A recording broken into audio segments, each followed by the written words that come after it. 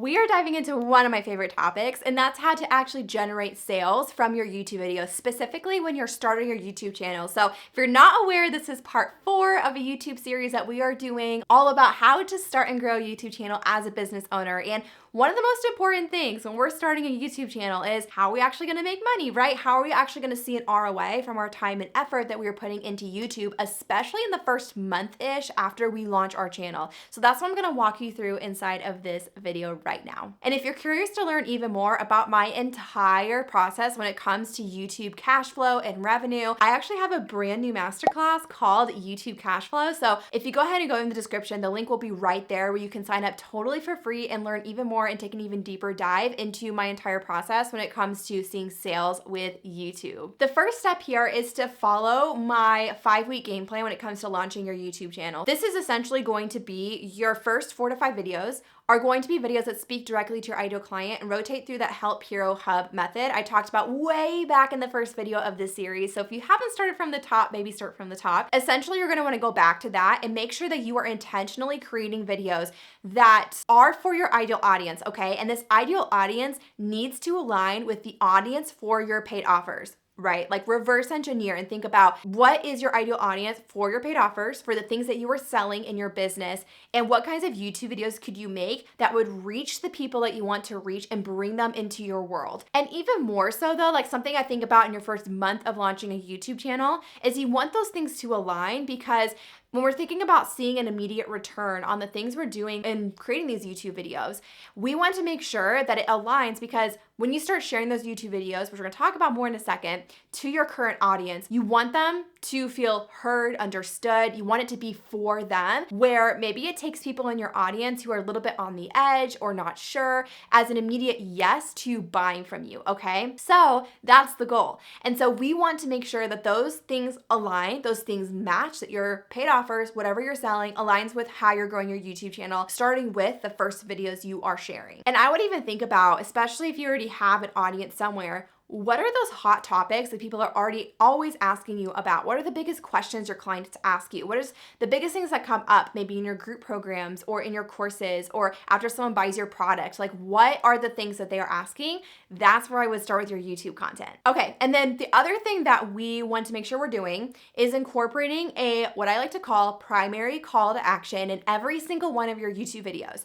What does this mean? Essentially, this means that we are making sure we are sharing a call to action audibly in the YouTube video, like talking about it in the YouTube video within the first 30% of our video that generates leads for our business. This is going to look different depending on what kind of offers that you generally sell and that you market and that you're going for, or like what is your one main thing that you sell, or maybe what do you already see working as in terms of freebies, opt-ins, low ticket offers, of application forms, like what is already working to bring people into your world that ultimately they buy from you.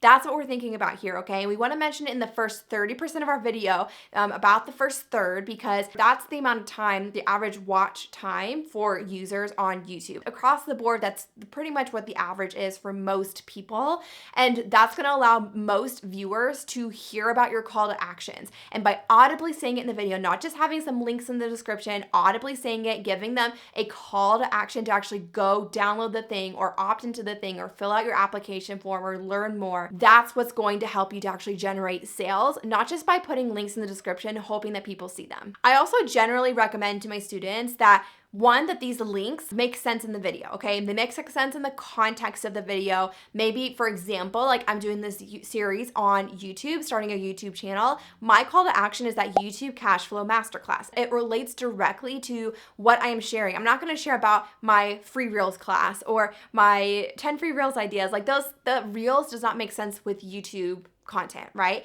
And so just making sure that whatever that call to action is makes sense in the context of the video. I also generally recommend, as much as you can, this is where I would put the most effort, into having a visual pop-up of your call to action. So where you can show them what they're going to get if they actually take action and actually go look at that thing, whether it's, again, an opt-in, an application form, an affiliate link, like whatever that thing is, make sure you are showing it on the screen. So that's really important to note for like editing, if you are editing yourself or if you have an editor on board, make sure that's the main thing that you're putting the most emphasis on having a visual, because that's going to help draw people to want to actually click and opt into your thing. And as an example, so I mentioned in my very first video how I had a course, the Reels mini course.